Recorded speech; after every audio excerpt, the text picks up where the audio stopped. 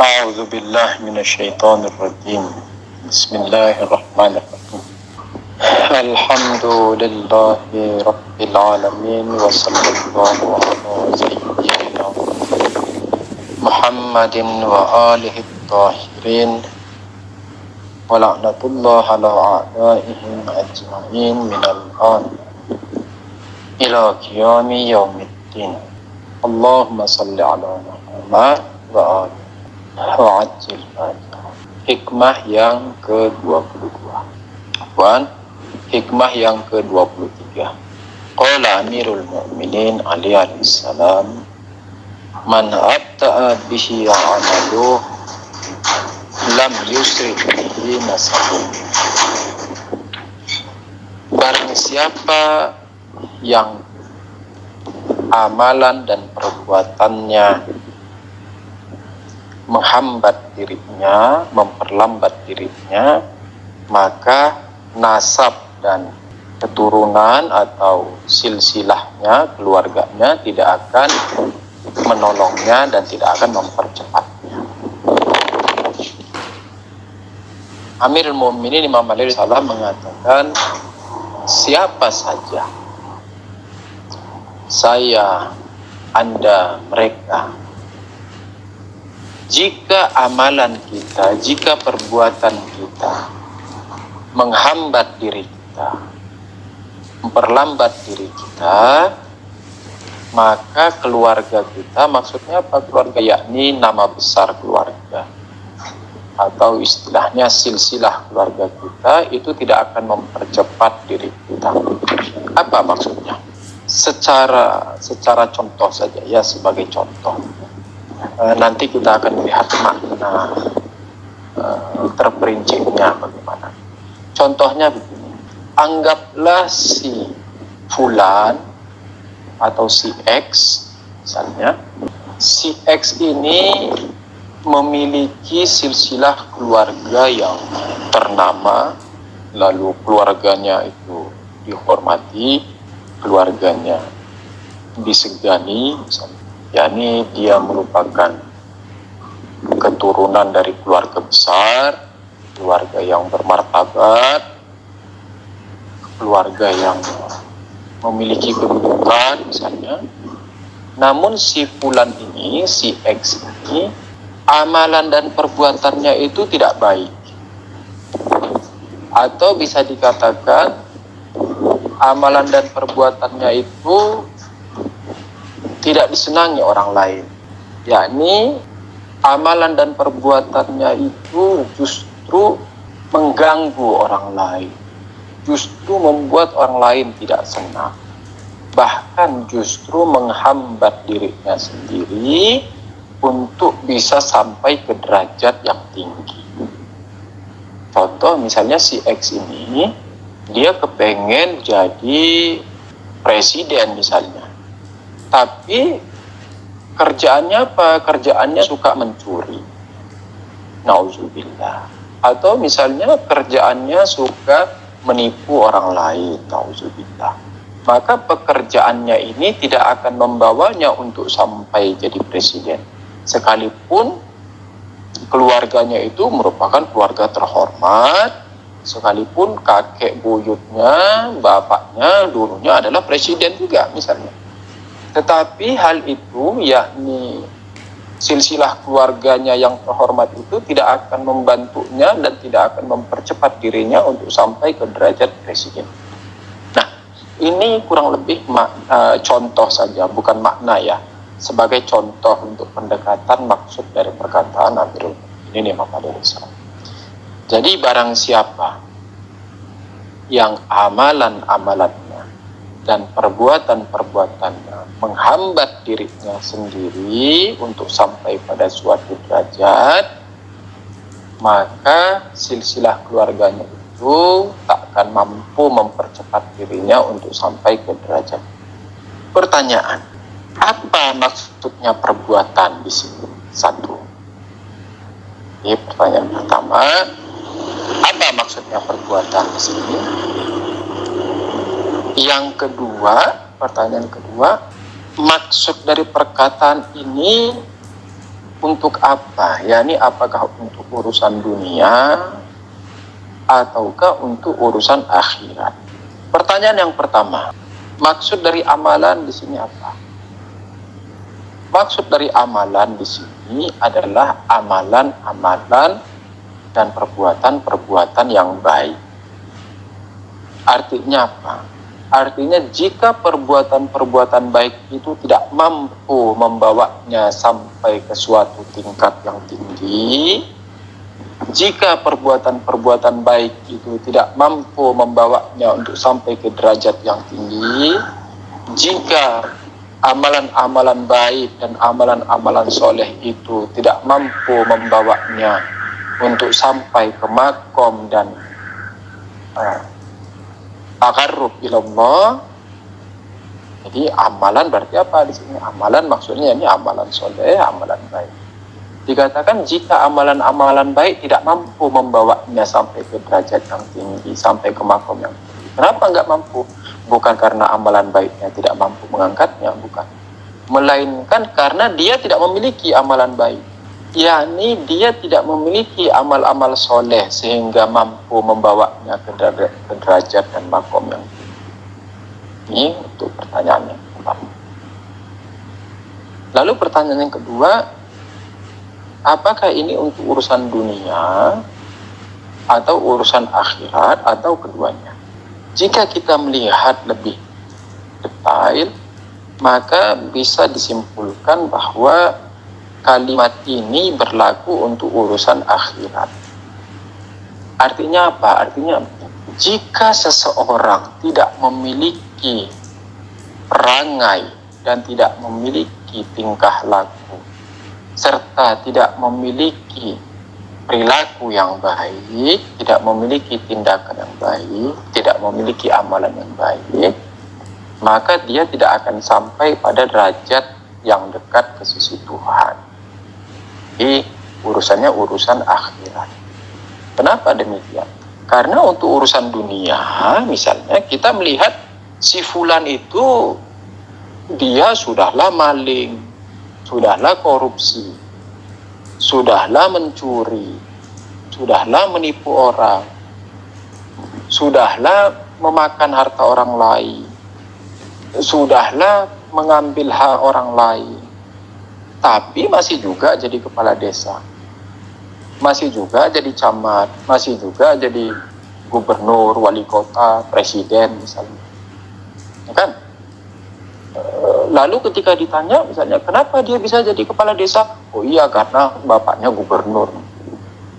Jadi, atau misalnya kenapa dia diangkat jadi kepala dinas, oh iya bapaknya itu gubernur di suatu tempat, jadi karena dia itu anaknya gubernur jadi diangkat kepala dinas misalnya, atau diangkat jadi lurah misalnya.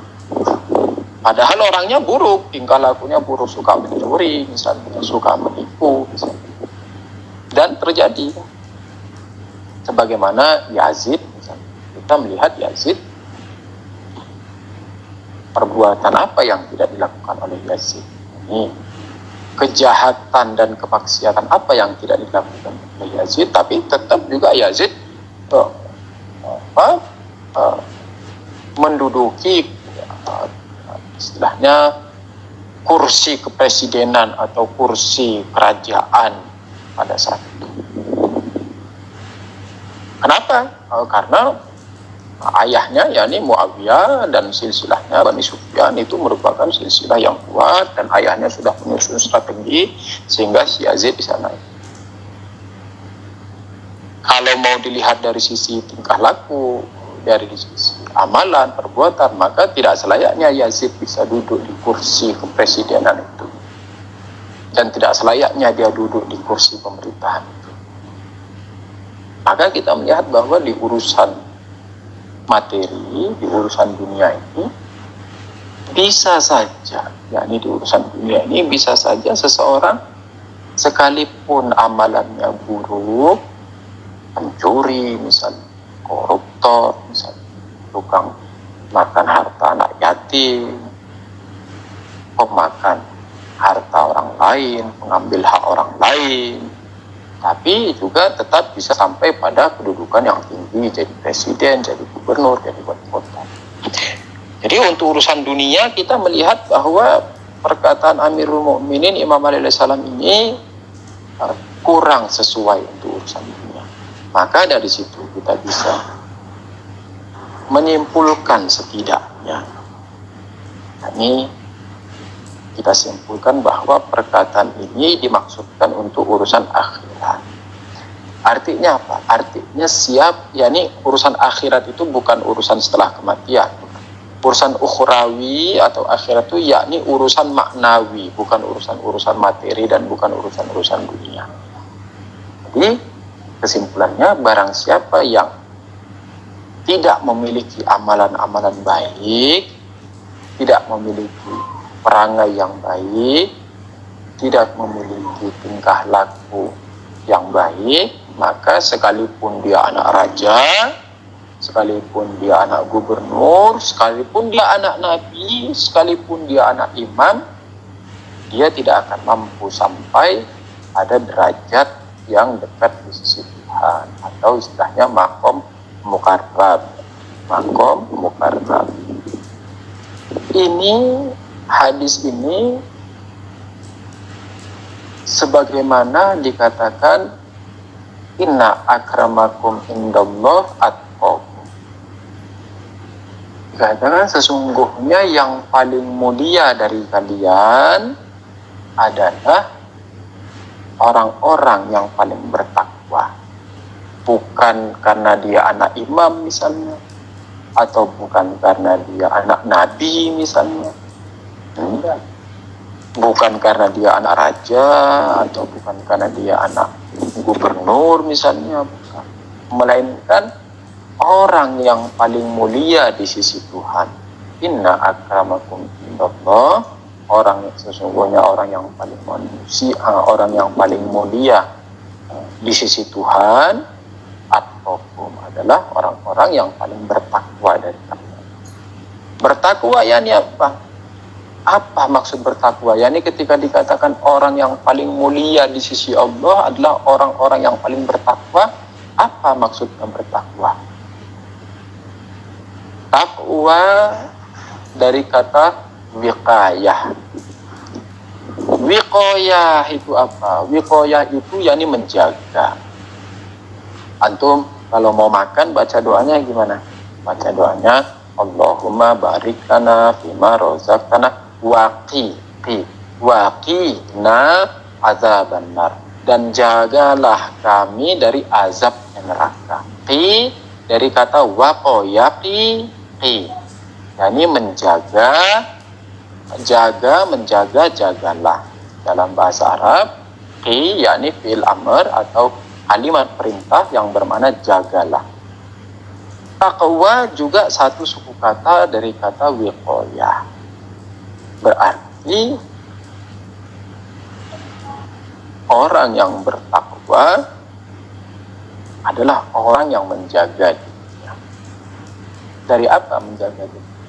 Menjaga dirinya dari sifat-sifat yang tercela, menjaga dirinya dari perbuatan-perbuatan maksiat, menjaga dirinya dari perbuatan-perbuatan keji, menjaga dirinya dari perbuatan-perbuatan zalim, menjaga dirinya dari kemaksiatan, menjaga dirinya dari hal-hal yang bisa membuatnya jatuh terjerembab ke dalam lembah kehinaan. Nah, ini disebut dengan takwa. Sehingga seseorang yang menjaga dirinya dari kemaksiatan, dari sifat-sifat buruk, sifat-sifat tercela, sifat-sifat keji, menjaga dirinya dari perbuatan-perbuatan zalim, orang ini disebut dengan muttaqi. Muttaqi yakni orang yang bertakwa. Nah, takwa itu juga bertingkat-tingkat. Takwa itu juga bertingkat-tingkat. Dari mana kamu katakan Yusuf bahwa takwa itu bertingkat-tingkat? Ya dari kalimat yang tadi dikatakan sesungguhnya orang yang paling mulia di sisi Tuhan adalah orang yang paling bertakwa. Apa? Orang yang paling bertakwa. Berarti takwa itu juga bertingkat-tingkat. Yakni ada yang takwanya biasa-biasa saja. Ada yang takwanya agak sedikit bagus. Ada yang menengah, yakni oke lah, boleh lah. Ada yang agak sedikit banter dan ada yang mumtaz, ada yang ali, ada yang top, istilahnya. Nah, derajat yang tertinggi, yakni takwanya itu sampai di derajat yang tertinggi. Nah, ini dikatakan orang yang paling bertakwa. Jadi kalau misalnya ada 10 orang bertakwa, 10-10-nya bertakwa, iya. Tetapi apakah 10-10-nya itu satu kedudukannya? Oh, tidak. Siapa yang paling bertakwa dari kalian? Nomor 1 muttaqi, ya muttaqi, yakni bertakwa. Nomor 2 bertakwa, nomor 3 orang yang bertakwa. Sampai nomor 10 juga orang yang bertakwa, namun takwanya bertingkat-tingkat. Nah, dari mereka, siapa saja yang paling bertakwa, maka dialah yang paling mulia di sisi Allah Ta'ala. Jadi, itu sedikit penjelasan tentang hadis hikmah yang ke-23. Yani barang siapa yang amalannya memperlambat dirinya, maka nasabnya dan silsilahnya tidak akan membantu diri. Ini sejalan sebagaimana dikatakan inna akramakum indallah atqakum. Sesungguhnya orang yang paling mulia dari kalian di sisi Allah adalah orang yang paling bertakwa. Katakan orang yang paling bertakwa. Ini kita masuk ke hikmah yang ke-24. Qala Amirul Mu'minin Ali alaihissalam, min kafaratil dzunub bil izam ighasatul malhuf wa tanfisu anil makruh. Dikatakan yang merupakan kafarah atau penutup atau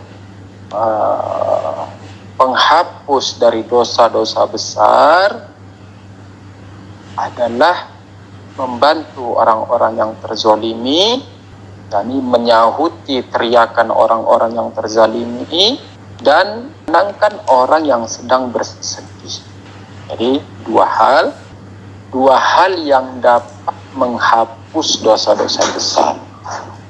Dua hal yang dapat menjadi kafarah atas dosa-dosa besar. Yang pertama, membantu orang yang terzalimi, atau menyahuti panggilan orang yang sedang terzalimi. Ini satu. Dan yang kedua, menenangkan orang yang sedang bersedih. Ini berhubungan dengan urusan sosial. Ini mengajak kita dan membawa kita untuk membangun tatanan masyarakat yang madani, yang peka dengan sekitar dan memperhatikan serta membantu saudara-saudara kita yang sedang tertimpa musibah, dan juga tidak diam atas sebuah kezaliman. Jadi hadis ini hendak menyampaikan kepada kita tentang bagaimana sesungguhnya kehidupan dalam bermasyarakat. Ada dua hal yang Amirul Mukminin mengatakan, ada dua hal yang dapat menghapus dosa-dosa besar. Ini dosa-dosa besar itu yakni dosa-dosa besar. Jadi, apa saja dosa-dosa besar itu? Dosa-dosa besar itu seperti berbohong, mencuri, apalagi misalnya berzina, nauzubillah, membunuh misalnya, itu termasuk dosa-dosa besar. Nah, dikatakan yang dapat menghapus dosa-dosa besar itu salah satunya adalah menyahuti teriakan orang yang sedang terzalimi, dan yang lainnya adalah menenangkan orang yang sedang tertimpa musibah. Dua hal yang disampaikan ajib, yakni yang pertama orang yang terzalimi, dan yang kedua orang yang sedang tertimpa musibah. Awalan orang yang terzalimi, ketika seseorang sedang terzalimi, ketika seseorang sedang diambil haknya misalnya, atau seseorang sedang dibully misalnya, itu termasuk salah satu penzaliman. Atau seseorang sedang dianiaya padahal dia tidak melakukan hal apapun, dia tidak mencuri atau sebagainya, lalu dia berteriak untuk meminta tolong.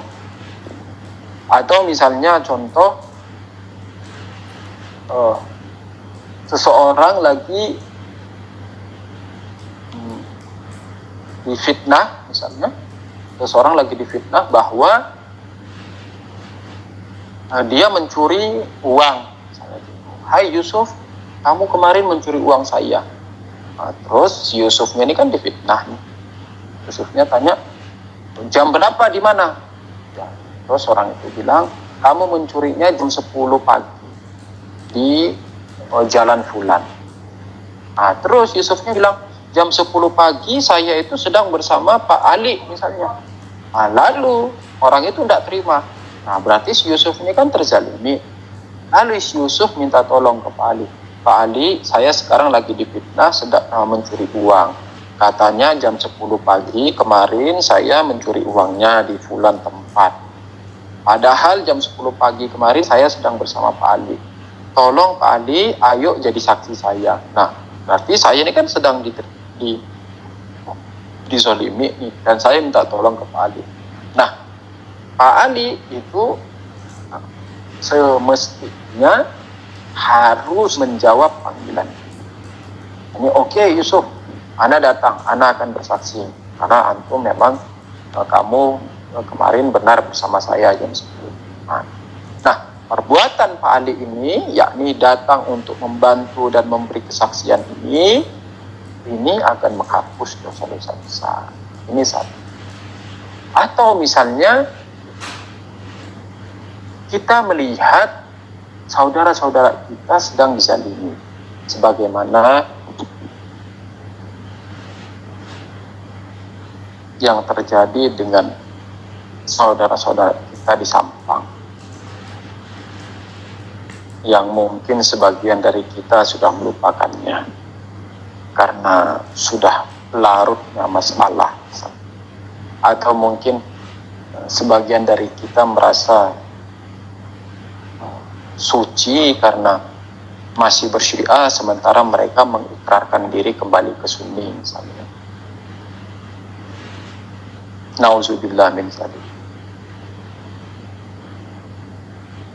Waktu itu mereka memanggil teriakan, yakni mereka berteriak meminta tolong ketika mereka dizalimi, ketika rumah mereka dibakar, ketika mereka dikeluarkan dari daerahnya, mereka diasingkan ke tempat antah barantah yang mereka tidak kenal, sekalipun masih di Indonesia.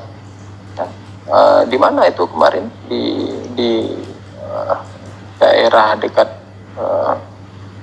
Sidoarjo, Ustaz. Bangil ini. Sidoarjo. Ana lupa Sidoarjo. Yang dekat Bangil itu kan Sidoarjo, yang ada lumpur-lumpur itu. Ya, benar.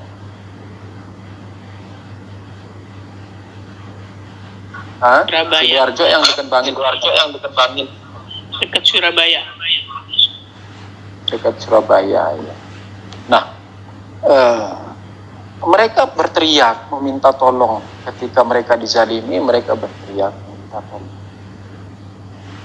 Nah, berapa banyak dari kita yang menyahuti pertolongan?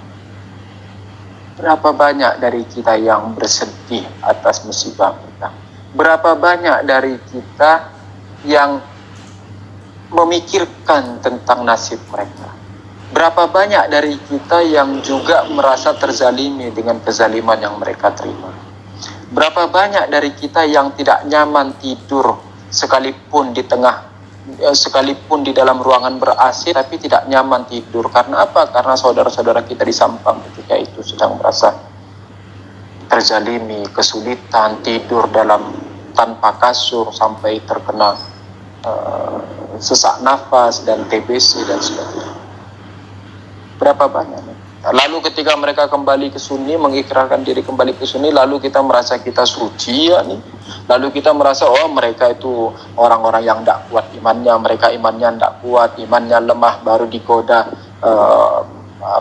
digoda dengan kezaliman yang begini, mereka sudah berpaling dari Syiah.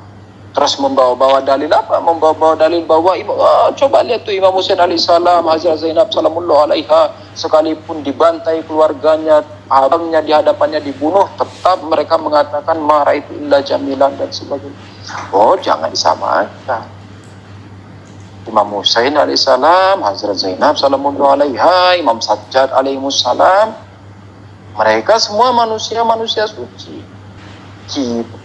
Orang-orang yang di Sampang masih begitu hebat, mereka bertahan selama 7 tahun. Kita tidak tahu kalau seandainya kita di dalam keadaan seperti itu ya. Nah, ini dalam keadaan kita seperti itu. Ya, ini apa? Ya, ini awalan kita hidup di Sampang, lahir di Sampang, besar di Sampang, kakek nenek kita hidup di Sampang. Buyut-buyut kita juga dari orang Sampang, semua keluarga kita ada di Sampang, tanah-tanah kita ada di Sampang, harta benda kita semua ada di Sampang, lalu tanah kita dibakar, rumah kita dibakar, tanaman kita dirosak, lalu kita diasingkan ke tempat yang antah berantah, yang kita tidak kenali, sekalipun masih di Indonesia, tapi kita tidak mengenalinya, seperti di Sidoarjo. Lalu di sana kita tinggal dalam satu kamar, ada 4 keluarga, 3 keluarga, 5 keluarga, 10 keluarga.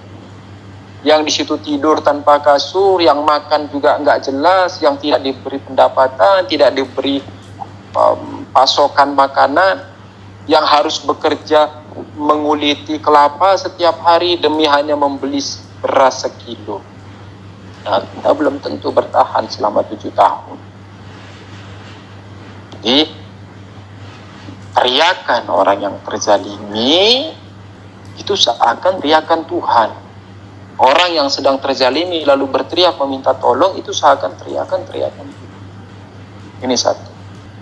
Jadi, berhati-hati dengan kezaliman.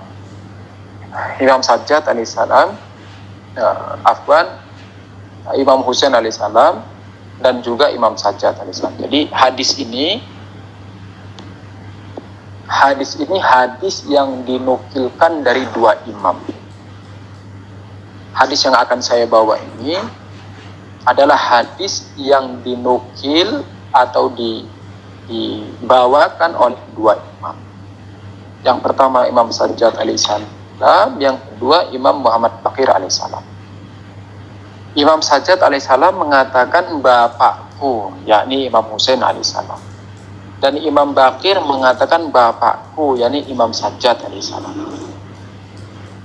Yakni Imam Husain alaihissalam dan Imam Sajjad alaihissalam meriwayatkan kepada anaknya, yaitu Imam Husain meriwayatkan kepada Imam Sajjad, dan Imam Sajjad meriwayatkan kepada Imam Muhammad Baqir alaihissalam di saat di akhir umur mereka. Imam Husain alaihissalam mewasiatkan hadis yang akan saya bacakan ini di akhir detik sebelum beliau syahid. Begitu juga Imam Sajjad alaihissalam sebelum beliau syahid, beliau meriwayatkan hadis. Dikatakan apa? Iyyakum ya bunai, wahai anakku, iyyaka wa zulma man la nasira illallah. Yani wahai anakku, berhati-hatilah kalian dengan kezaliman terhadap orang yang tidak memiliki penolong kecuali Allah. Yani ya bunai iyyaka wa zulma man la nasira illallah. Ini berhati-hati wahai anakku, berhati-hatilah kalian terhadap kezaliman. Ini berhati-hatilah kalian menzalimi orang yang tidak memiliki penolong atasmu kecuali Allah. Yani dia terzalimi dan dia tidak memiliki penolong kecuali hanya Allah Ta'ala. Maka berhati-hati dengan ini. Kezaliman merupakan hal yang besar, makanya sangat dianjurkan ketika seseorang terzalimi lalu berteriak meminta tolong, sangat dianjurkan kita untuk menolongnya. Sampai dikatakan Rasulullah SAW mengatakan, jika seandainya di bumi bagian sebelah barat terdapat kezaliman, lalu kamu tinggal di bumi bagian timur dan kamu diam, ini diam, yakni ridho, yakni kamu tidak melawan tentang kezaliman itu, maka kamu juga termasuk orang yang menzalimi. Ya. Ini satu. Jadi yang dapat menghapus dosa besar. Yang kedua apa? Yang kedua, menenangkan orang yang sedang tertimpa musibah. Menenangkan hati orang yang sedang bersedih. Ketika seseorang keluarganya meninggal dunia, ketika seseorang sanak saudaranya tertimpa musibah, meninggal dunia atau sakit dan sebagainya, maka kita dianjurkan untuk menenangkan yang tertimpa musibah. Misalnya kalau salah satu dari rekan kita orang tuanya meninggal, maka kita datang menjenguk, jangan langsung lalu mengharap dapat makan. Nah, kita ini di Indo ada budaya yang lain ya. Di Indo itu ada budaya kalau misalnya seseorang itu ada kemalangan, meninggal, musibah apa, lalu kita datang, nanti datang berharap dapat makanan, jadi dapat bungkusan. Ini budaya jadi di daerah saya begitu, di daerah Medan. Jadi ada malam pertama, malam kedua, malam ketiga, malam keempat, malam kelima, malam keenam dan malam ketujuh. Nah, 3 malam itu akan ramai, insya Allah Ta'ala 3 malam akan ramai. Apa 3 malam itu? Malam pertama, malam ketiga dan malam ketujuh itu umumnya ramai. Kenapa ramai? Karena di malam pertama, di malam ketiga dan malam ketujuh, awalan makanannya pasti lebih enak, dan yang kedua akan dibekali, jadi ada bekal untuk dibawa pulang. Tapi malam kedua, malam keempat, malam kelima, malam keenam biasanya cuma teh sama kue-kue biasa aja. Nah ini, jadi orang datang melayat, kan orang datang itu untuk menenangkan orang yang sedang tertimpa musibah. Kita datang itu untuk sedikit mengurangi kesedihannya. Bukan justru berharap kita datang, wah ini makanannya enak malam, wah ini malam pertama ayam ini. Nah, itu budaya yang sudah terjadi dan perlu dirubah. Ini perlu dirubah. Kalau maksud saya berubah itu niat kita yang dirubah, niat kita yang datang dirubah. Orang yang tertimpa musibah itu niatnya tulus. Dia memberi makanan, dia buat masakan, masak ayam, masak ikan, masak kue, ngasih teh dan sebagainya, itu niatnya tulus. Kenapa? Karena dia membuat makanan itu untuk disajikan kepada kita yang datang dengan harapan pahalanya itu dihadiahkan untuk yang meninggal. Ini sudah baik. Ini dari sisi si orang yang kemalangan ini sudah baik. Kenapa? Karena dia mau mendapatkan pahala dari menyajikan makanan kepada kita yang datang. Dia ngasih makanan, ngasih kue, ngasih teh, kan dapat pahala itu. Nah, pahalanya nanti dihadiahkan untuk yang sudah meninggal. Dia dapat pahala. Nah, kita yang datang ini yang ada problem. Sedangkan korslet, kita ini ada korsletnya. Yang datang ini yang korslet. Yang saya katakan adalah niat kita yang datang ini yang buruk, ini yang budaya ini yang buruk. Yani budaya kita yang datang dengan niat makanan itu yang buruk. Namun kalau budaya memberi makan, yakni ketika seseorang tertimpa kemalangan lalu memberi makan, apakah itu budaya buruk? Itu bukan budaya buruk. Itu bahkan budaya sejak zaman-zaman para a'immah kita alimussalam sudah ada. Dari mana dalilnya Yusuf? Dari perkataan Imam Ja'far Shadiq alaihissalam. Di mana Imam Shadiq alaihissalam mengatakan begini, aku lebih menyukai makanan dari tempat pestanya orang kawinan daripada makanan dari tempat orang kemalangan. Kenapa? Karena makanan dari tempat pesta perkawinan itu ada bau kehidupan. Imam Shadiq alaihissalam mengatakan, aku lebih menyukai makanan yang dari tempat pesta kawinan daripada makanan yang dari kemalangan. Kenapa? Karena makanan yang dari pesta perkawinan itu ada bau kehidupan di situ. Apa maksudnya bau kehidupan? Yakni orang ketika kawinan, insya Allah 9 bulan atau 10 bulan berikutnya beranak, kalau bisa dapat kembar, dan begitu seterusnya. Jadi memperbanyak muslimin, memperbanyak mukminin, memperbanyak syiah. Ada bau kehidupan. Namun orang kemalangan baunya bau kematian. Dari sini apa? Dari sini bisa dipahami bahwa sejak zaman para a'immah alimussalam pun budaya ini sudah ada. Dan buruk atau tidak? Tidak buruk. Imam tidak mengatakan hal itu buruk. Imam hanya mengatakan, aku lebih menyukai makanan itu karena di situ ada bau kehidupan. Bukan lalu ini perbuatan buruk. Tidak. Justru ini perbuatan baik. Ini kita sedang menyangkal beberapa orang dari sekelompok bagian yang istilahnya membid'ahkan memberi makan kepada orang yang datang bertakziah, atau orang membid'ahkan orang yang menyajikan makanan ketika kita datang melayani. Ini bukan bid'ah bagi kita, ini budaya yang sudah sejak zaman dulu, sejak di zaman para a'immah alimussalam. Ini menandakan orang yang mengatakan bid'ah itu menandakan kurang ngajinya, yakni kurang membaca referensi Arab tentang kematian.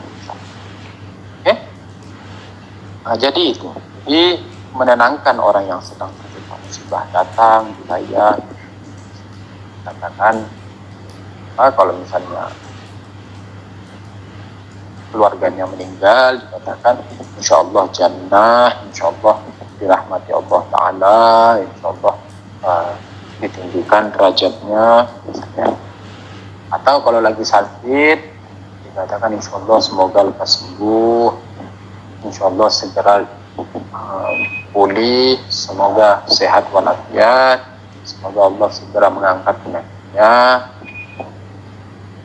Atau misalnya kalau lagi sakit datang, kalau ada kebutuhan, ada keperluan, kabari apa saja, kebutuhan apa saja, keperluan apa saja, kabari. Kalau saya mampu, insya Allah saya lakukan. Kalau saya tidak mampu, saya cari pertolongan yang lain. Ini menenteramkan hati orang yang sedang tertimpa musibah. Oke? Saya kira cukup demikian. Nanti kita lanjut hadis berikutnya di pertemuan yang akan datang. Ini malam Jumat, sebagaimana diriwayatkan, mengatakan setiap malam Jumat maka